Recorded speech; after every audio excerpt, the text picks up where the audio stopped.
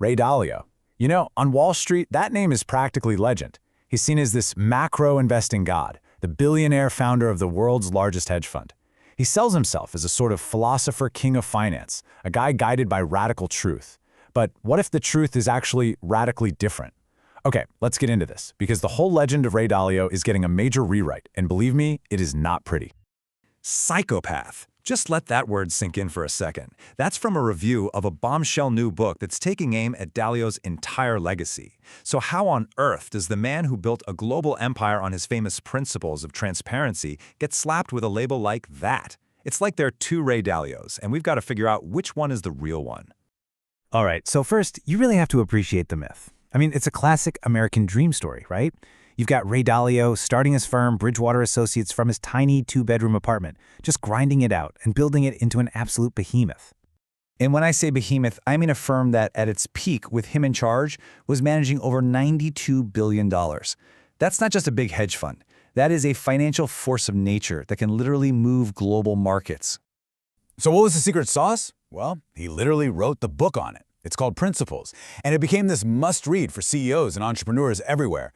The core idea? It sounds incredible. Create a culture of radical transparency where you challenge everything, you argue openly, and you just let the best ideas win, no matter who they come from. It's basically a meritocracy on steroids. Now, to really get how he made all those billions, you need to kind of get inside his head and see the world through his eyes.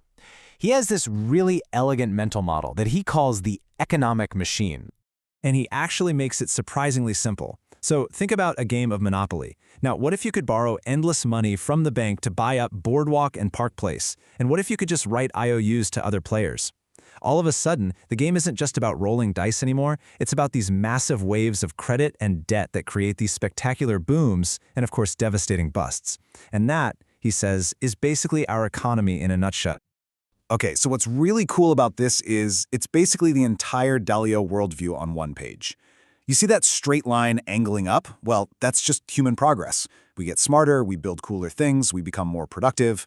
But that wild, wavy line, that's the drama. That's the debt cycle, swinging us from total euphoria to absolute panic, and then all the way back again. So here's the crucial point. It all boils down to just three forces. Number one, that slow, steady march of productivity. Number two, the business cycle, we all kind of know, that 5 to 8 year swing. And then, number three, the big one, the long-term debt cycle. This is like the 75-year monster wave that ends in massive financial crises and basically resets the entire system. And all of this leads to his killer concept, the paradigm shift. He says that markets tend to get stuck in a certain mindset for about a decade. You can think of it as a set of rules for how to make money. And then, just when everyone thinks they've finally figured out the game, wham, the rules change completely. What worked for the last 10 years will get you absolutely annihilated in the next 10. So if you believe the world is just this series of violent, unpredictable shifts, how in the world do you invest for the long term? I mean, you can't just buy stocks and hope for the best. You need a portfolio that can take a punch from any direction.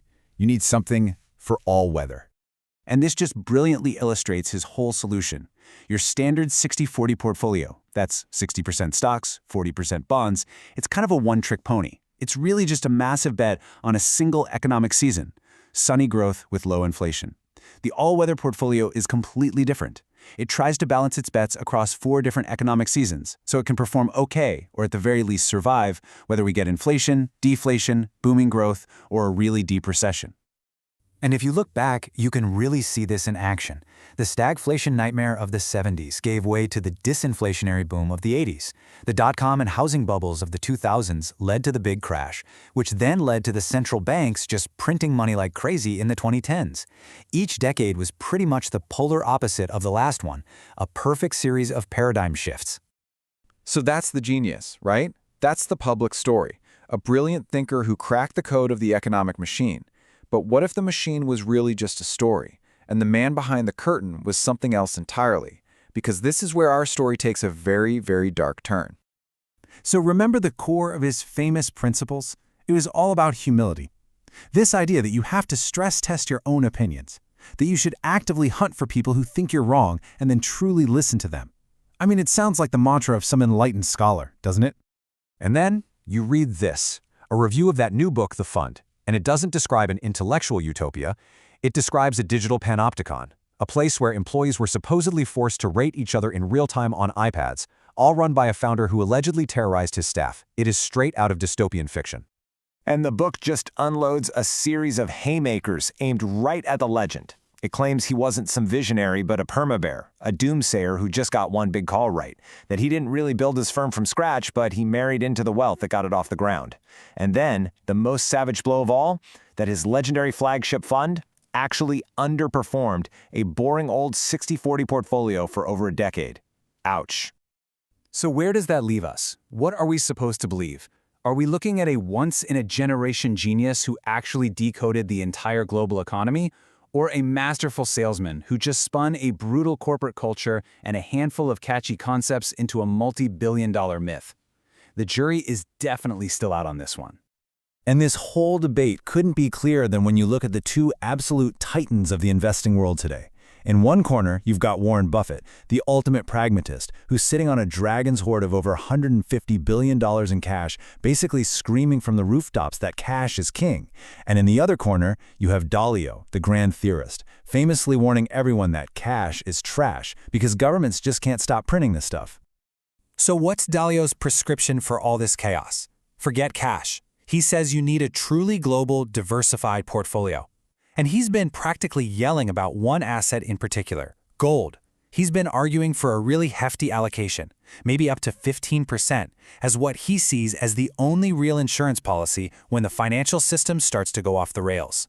His big warning right now is that we are in a new paradigm shift, and it's one that looks eerily similar to the inflationary chaos of the 1970s.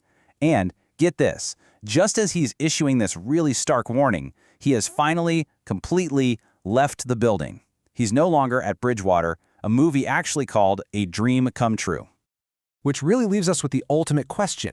Ray Dalio's entire career, his whole legend, was built on this uncanny ability to spot when the world is about to change. So you have to wonder, is it the ultimate irony that the final paradigm shift he'd have to navigate is the one that's rewriting the entire story of Ray Dalio himself?